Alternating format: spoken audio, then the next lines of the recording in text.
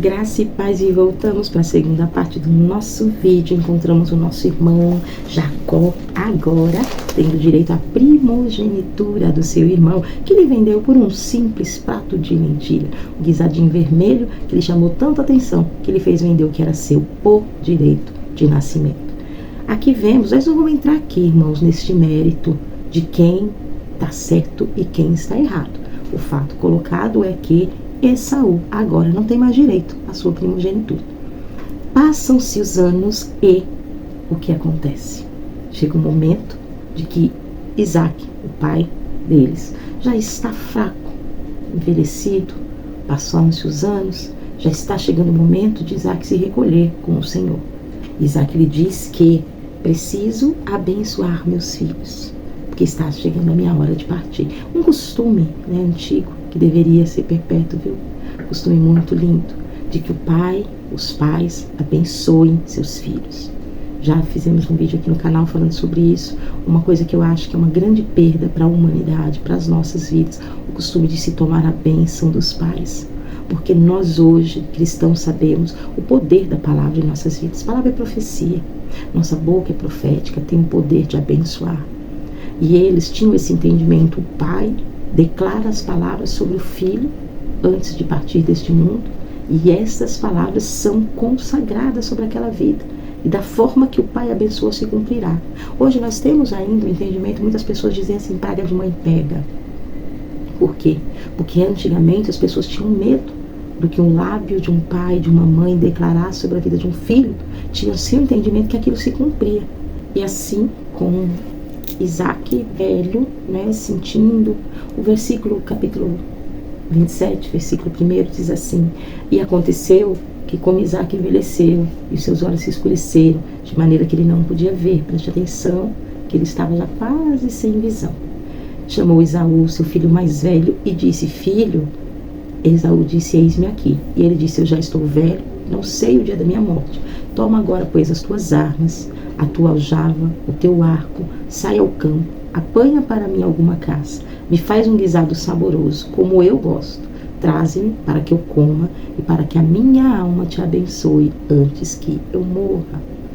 Então o pai chama o filho mais velho. Acredito que Rebeca não havia contado, para Isaac o que tinha se passado lá atrás com a lentilha, com o guisado e a venda da primogenitura de Esaú. Fato é que ela ouve quando Isaac faz esse pedido para o filho. Ela tem a recordação da promessa que foi feita por Deus. Se você voltar no final de Gênesis 26, você vai ver que é um pequeno versículo, como se fosse um apêndice. Após toda a história, porque Gênesis 26, nós vemos ali a história de Isaac, dos poços, essa história que nada tem a ver com os filhos. Os filhos estão pequenos, sendo criados, enquanto Isaac passa por Gerar, passa por tudo aquilo que nós já vimos no vídeo aqui no canal. Mas, no finalzinho, o autor faz questão de frisar um versículo. Esaú tomou mulheres. Vou ler com vocês. Gênesis 26, o último versículo, se não me engano, de Gênesis 26. Ora, versículo 34, penúltimo. Ora, sendo Esaú, da idade de 40 anos, tomou por mulher a Judite, filha de Biri, Eteu, e a Bazemate, filha de Elon, Eteu. Então, o que nós vemos aqui, irmãos? Que Rebeca sabia, havia sido revelado por Deus, que nós vimos no vídeo anterior, que o menor seria senhor sobre o maior. Havia entre os homens já o entendimento de não tomar para si mulheres das terras dos cananeus, mulheres dos povos por onde passassem, desde a época de Abraão para cá. Já se havia esta ordem da parte de Deus, para não se misturar com os povos, ok? Então nós vemos aqui que quando Isaac faz este pedido, Esaú já havia entristecido o coração dos seus pais, desonrando, desobedecendo a Deus e tomando para si uma não, duas mulheres do povo por onde eles estavam passando. Entende? Então, Rebeca, sabendo da revelação feita por Deus, sabendo que Esaú simplesmente ignorou a sua primogenitura, não parou para prestar atenção que aquilo valia. Ele não levou em consideração o valor da sua primogenitura. O que valeu para ele ali era a sua fome no momento. Seguida disso, mais velho casa-se com mulheres da terra estranha, que adoravam deuses estranhos, que não tinham os mesmos costumes e contrariando a ordem de Deus. Então eu creio que uma mãe já imaginar, ciente das palavras de Deus lá atrás, tendo Jacó com ela todo o tempo, ali próximo, cuidador, gentil, sempre próximo da sua mãe, vendo Esaú, um jovem desligado dos costumes, porque nós estamos falando dos 3 pais da fé. Vimos no estudo de Isaac que praticamente ele seguia os passos do pai. Sim, chegou um momento que ele teve que se separar do que era meu pai fazendo e agora sou eu, para criar a sua personalidade com Deus, mas seguiu os passos do pai dentro daquilo que era lei, dentro daquilo que era o correto a ser feito diante de Deus. Os costumes que o Senhor colocou sobre Abraão, Abraão passou a Isaac e Isaac os mantinha. E Rebeca está vendo aqui que Esaú não segue esta linha. Esaú dá valor às coisas ali do momento, mas ela sabia que precisava, para que seu marido se cumprisse na vida dele aquela promessa que Deus fez lá atrás quando ela ainda era estéril: a tua descendência darei esta terra. Mas se ele trocou a primogenitura por um prato de lentilha, ele poderia trocar a terra que estava herdando por nada. Compreende? Talvez, estou dizendo aqui meu pensamento da bispa Ana, pensando como uma mãe, o que talvez passou na mente de Rebeca naquele momento, que entre os 2 filhos, ela chama Jacó. Ele diz: escuta, acabei de ouvir seu pai pedindo para Esaú ir para o campo, caçar, preparar um guisado, dar para ele, porque teu pai está sentindo que está chegando a sua hora. E resolveu que é tempo de abençoar Jacó, Esaú, né, o primogênito. Está sentindo que chegou a sua hora e é tempo de abençoar com a bênção do pai sobre o filho mais velho, o direito da primogenitura. Porque uma coisa é do direito que ele comprou ali com um prato de lentilha. De boca eu tenho o direito da primogenitura e eu sou primogênito e acabou. Mas, validamente, como se fosse assim o documento, o testamento, é a bênção do pai. O pai precisa selar.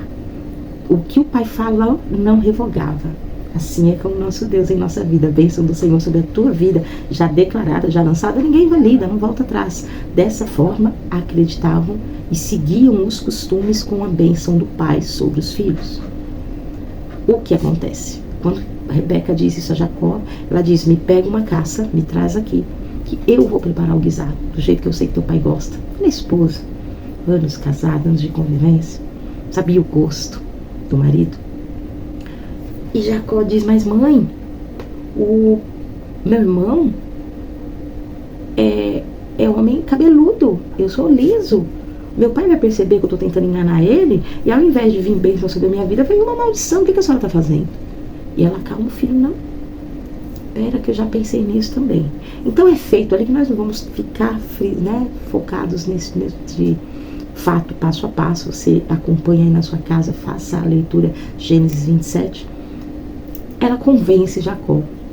Então ela pega vestidos que eram de Esaú, roupa que era de Esaú, caçador, saía para o frio, então provavelmente ele tinha roupas feitas com as peles dos animais, e como ele usava, tinha o seu cheiro. Você lembra como está Isaac? Não enxerga. O pai já não está enxergando. Então ela prepara o guisado da forma que o marido gosta, como se fora Esaú. Ela pega Jacó, veste Jacó como se fosse Esaú, com os pelos do animal que Jacó trouxe para ela fazer o guisado. Ela passa nas partes que o pai poderia palpar, porque Esaú era cabeludo, tinha pelos no peito, o braço bem peludo, e Jacó não era. Então ela tem o cuidado, ela faz toda uma trama. Isso dá um vídeo, né? Isso dá um vídeo para nós entendermos o que se passou na cabeça dessa mãe, o que levou essa mãe, porque afinal os 2 eram filhos dela, né, irmãos? Mas espiritualmente entendemos que assim era o chamado de Deus sobre a vida de Jacó. Dessa maneira teria que acontecer, que até os passos de obediência à mãe que nós estamos vendo ele aqui fazendo, já estava nos planos do Senhor que assim acontecesse. Então entendemos que, feito toda essa trama, Jacó, todo disfarçado de Esaú, leva o guisado ao pai. E o pai recebe o filho e pergunta: quem é? E Jacó disse: sou eu, pai, Esaú, teu filho. Fiz o que o Senhor me disse, levanta, vem comer e me abençoa. O importante ali, irmão, é a bênção. Me abençoa, me dá a tua bênção. E Jacó, conhecido por me dar a tua bênção, lá na frente, já a gente chega lá. E disse Jacó: vem mais perto. Ele disse, Isaac para Jacó: vem mais perto, para que eu te apalpe e tenha certeza de que você é Esaú mesmo. Jacó não bobo, irmão. Ele não está enxergando. Talvez ele sentiu a diferença na voz de um filho para o outro. É difícil, nós não podemos colocar aqui palavras dentro da Bíblia, podemos fazer as nossas elucubrações, acho que é assim que chama, nossos pensamentos, nossas divagações. Eu posso divagar. Talvez Isaac sabia, né? Ah, irmão, a gente conhece nossos filhos? A gente conhece nossos filhos. Por que ele pediu para Jacó chegar bem pertinho? Deixa eu te apalpar então para saber que é você. Ou ele sentiu a diferença na tonalidade da voz, na altura, né, o maior, menor, então significa que Esaú era um pouco maior que Jacó. Mas fato é, o que temos registrado biblicamente é que Jacó chega perto e Isaac apalpa. Não o conheceu de que era Jacó, porque as mãos estavam cabeludas, aqui estava cabeludo. Ele pensou, e chegou a dizer, no versículo 22, a voz é a voz de Jacó, porém as mãos são as mãos de Esaú. Não o conheceu, porque suas mãos estavam cabeludas, como as mãos do seu irmão. E o abençoou. E ele disse: meu filho, Esaú, és tu mesmo? E Jacó respondeu: eu sou. Então, irmão, com isso, ali Isaac não tinha o que fazer. Jacó abriu seus lábios e declarou: sou eu. Então, a parte que nós chamamos, que as pessoas dizem Jacó como usurpador, como aquele que tomou o direito, não se cabe tanto a questão da lentilha, porque foi uma escolha de Esaú vender a sua primogenitura. Agora aqui, quando o pai lhe pergunta: Esaú, és tu mesmo? Ele responde: sou.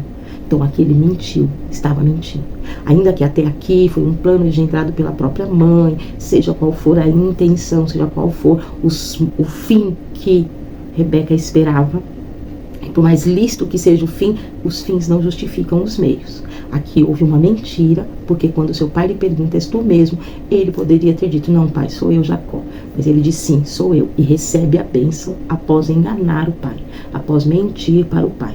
Então seu pai chegou, beijou, sentiu o cheiro da roupa, e o cheiro da roupa deu a Isaac a certeza, ali já na sua velhice, de que sim, é o cheiro do meu filho, o cheiro do campo, e assim o abençoou.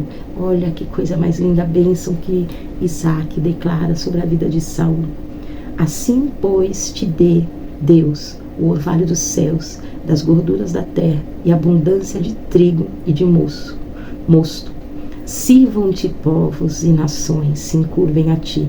Seja Senhor dos teus irmãos, e os filhos da tua mãe se encurvem a ti. Malditos sejam os que te amaldiçoarem, e benditos sejam os que te abençoarem. Está feito. Não se revogava, irmão, não tinha como revogar. Não podia voltar atrás, a bênção foi lançada. O pai não podia voltar: não, vou tirar a bênção que eu dei. Não tinha. A bênção foi lançada. E você vê que dentro da bênção é reforçado que teus irmãos vão te servir. Você será maior entre os teus irmãos. Os filhos da tua mãe se encurvarão a ti. Porque a diferença que se coloca aqui neste versículo entre teus irmãos e os filhos das tuas mães é porque considerava como irmãos aqueles nascidos do mesmo pai e mesma mãe. E como filhos da tua mãe, filhos que a mulher porventura pudesse vier a ter um outro casamento. Porque os filhos do pai, vindos do pai nesta época, eram considerados irmãos. Mas os filhos que viessem da mãe são filhos da tua mãe. Entende? Tinha essas diferenças de cultura, né? É cultural, é um outro assunto, é um outro ponto. Mas o que importa para nós aqui é que ele já está abençoado. Essa bênção ninguém tira dele.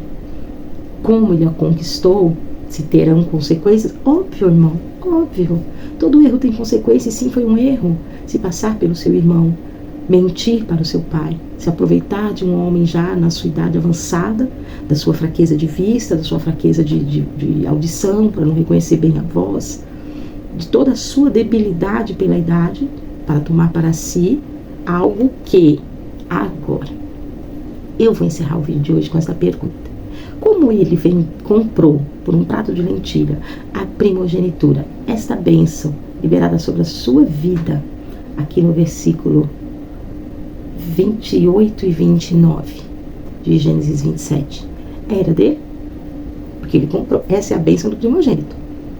Esta é a bênção do primogênito que Isaac liberou sobre a vida de Jacó. Mas ele não comprou a primogenitura lá atrás? E se ele comprou a primogenitura, ele tem direito à bênção?